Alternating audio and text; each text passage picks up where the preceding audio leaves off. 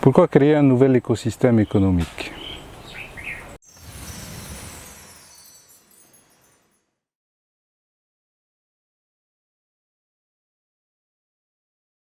Dans la vidéo précédente, nous avons abordé la question du coronavirus et son impact sur notre santé. Aujourd'hui, nous allons aborder le coronavirus et son impact sur l'économie mondiale.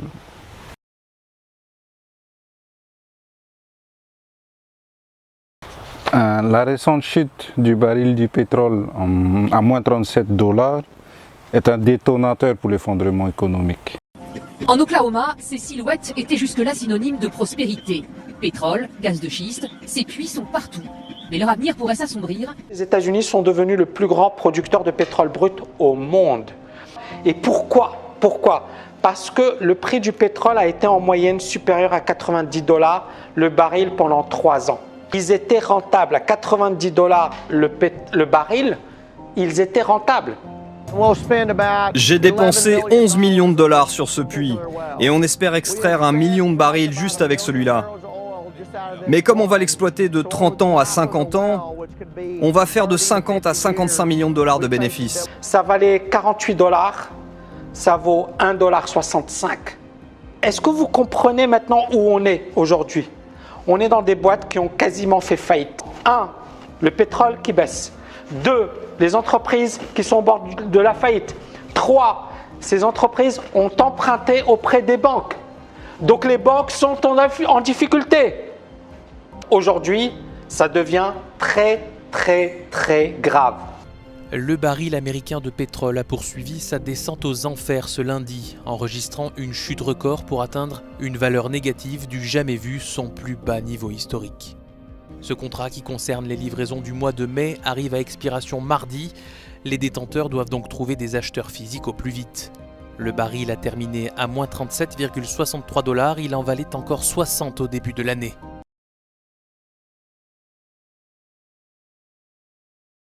Je vais essayer de vous expliquer les différentes étapes, mes indicateurs et l'impact sur notre économie et sur le franc Pacifique. Fin janvier 2020, le Brexit, la Grande-Bretagne sort de l'Europe et l'euro est affaibli. Ensuite, la Banque centrale américaine abolit l'économie de marché en transférant des pouvoirs d'achat à BlackRock.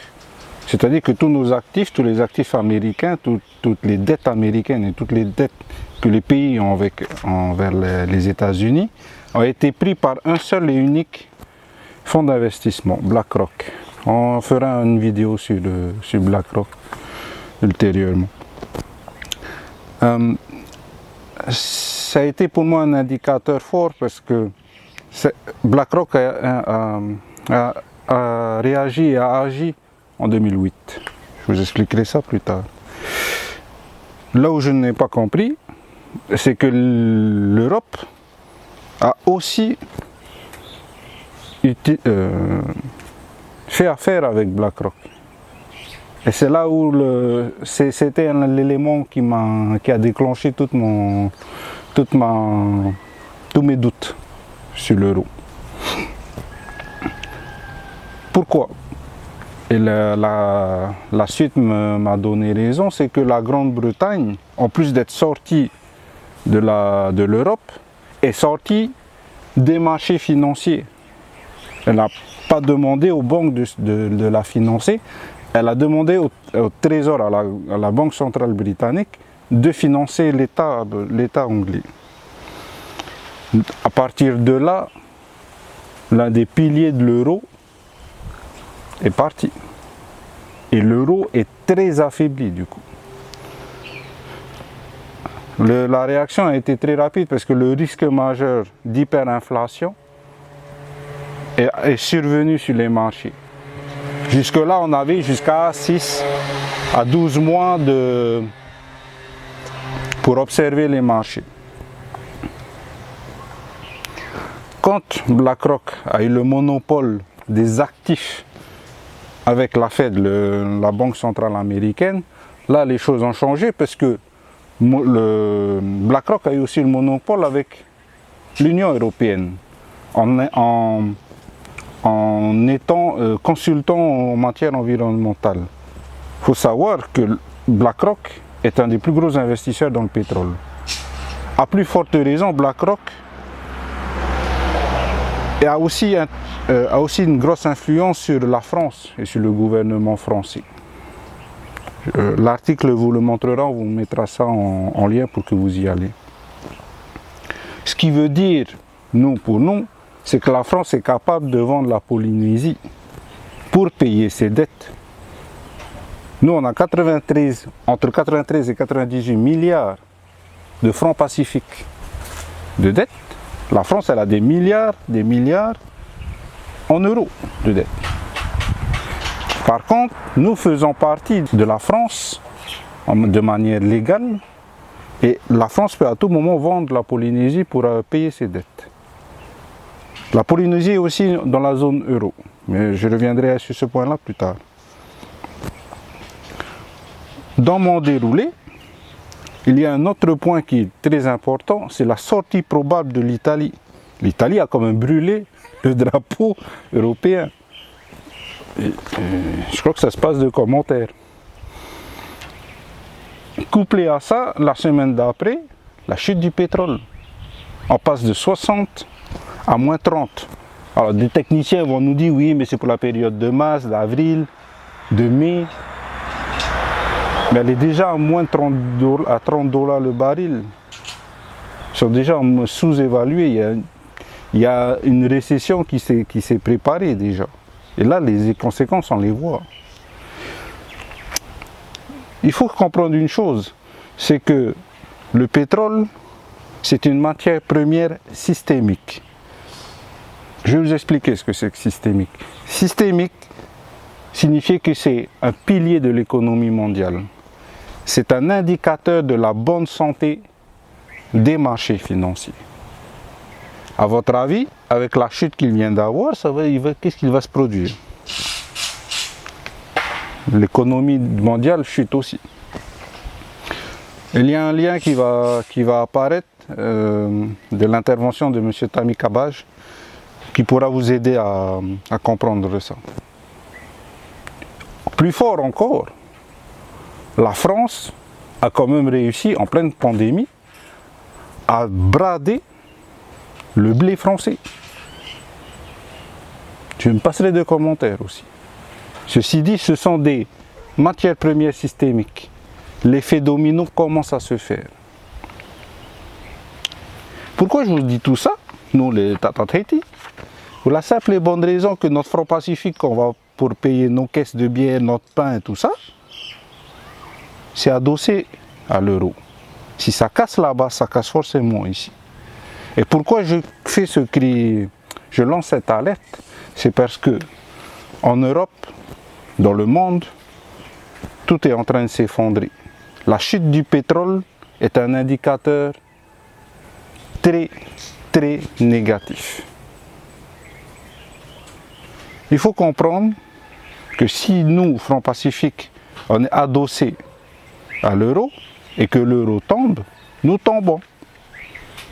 Notre économie n'existe pas. Déjà qu'on est dépendant à plus de 80% des importations, là, on n'a plus rien. Je vous rappelle juste que la France est capable de vendre la Polynésie, vos terres, vos biens, votre culture, juste pour payer ses dettes. Je n'ai aucune approche politique là-dessus. C'est juste la réalité des choses.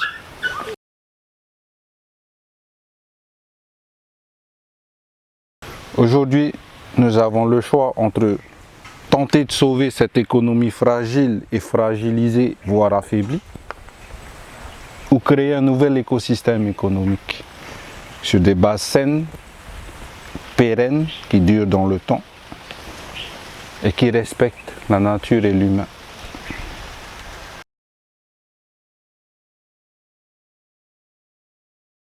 Il y a 10 ans, j'ai fait mon choix en créant le Hotu. J'avais cet objectif de créer un nouveau système d'échange direct et sans intermédiaire en remettant la nature et l'humain. Qu'il y ait ce respect entre nous. Ça peut exister, ça existe déjà. Aujourd'hui, le Hutu, c'est avant tout un échange entre personnes, de personne en personne. Ensuite, d'entreprise à personne, et entre entreprises, d'entreprise à entreprise. Et ceci, partout dans le monde, il n'y a plus de frontières avec le Hutu. Les frais sont très réduits, mais surtout, il n'y a plus de frontières. On est capable d'investir dans des paquebots, je reviendrai là-dessus, sur des hôtels, sur des familles. Aujourd'hui, nous en sommes là.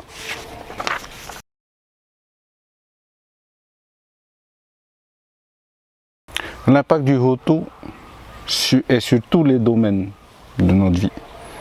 Et c'est surtout pour une liberté émotionnelle, une liberté mondiale dans le respect de la nature. Il faut revenir à ces valeurs. La réalité et l'actualité nous montrent bien que les limites de cette économie, nous montrent bien les limites de cette mondialisation. Pourquoi ne pas revenir à des choses simples, mais petit à petit créer un microcosme et du coup un écosystème qui dure et qui évolue avec la nature, plutôt que de contrer la nature. Nous avons cette chance, cette opportunité que la nature nous offre de revoir nos fondamentaux. Et vous avez le choix. Aujourd'hui, vous pouvez agir de manière saine, avec cet objectif de rentabilité saine.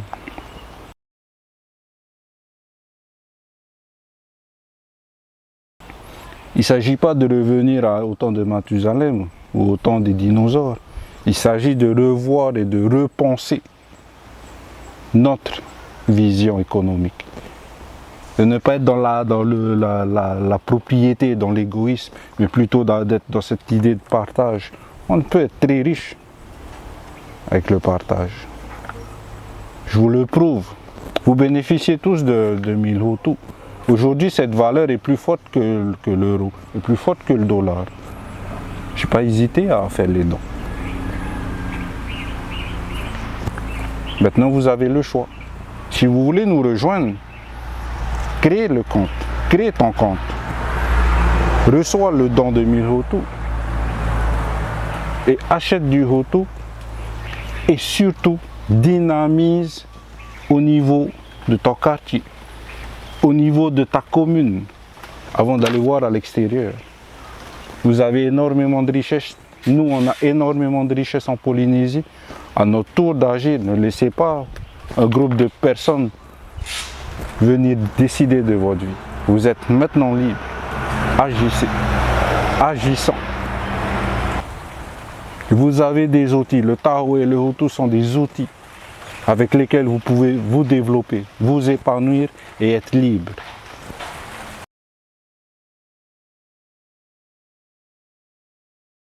Petit aparté sur cette vidéo, je vous donne quelques astuces pour sécuriser vos avoirs, vos actifs et pouvoir tenir lors de cette transition économique. Déjà, récupérer un peu de cash, pas entièrement, mais récupérer un peu de cash, des liquidités vous seront utiles durant cette phase de transition.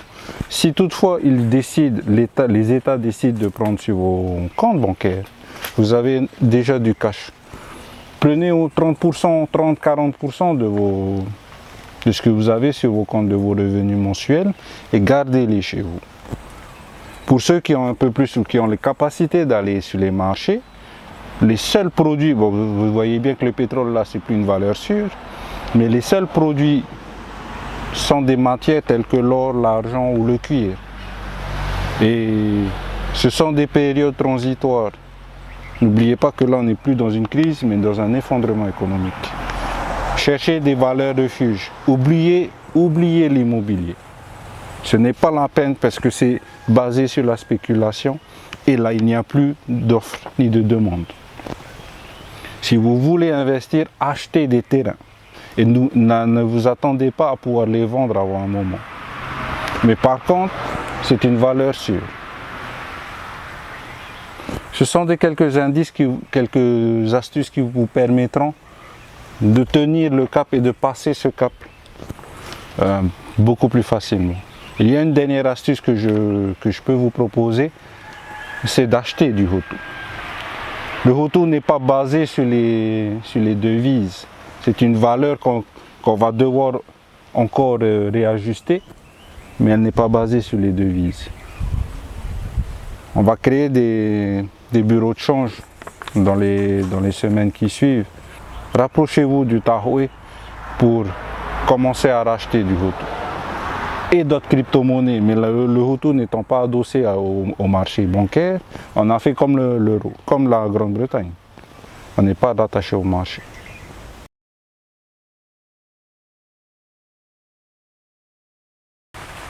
Terre royale.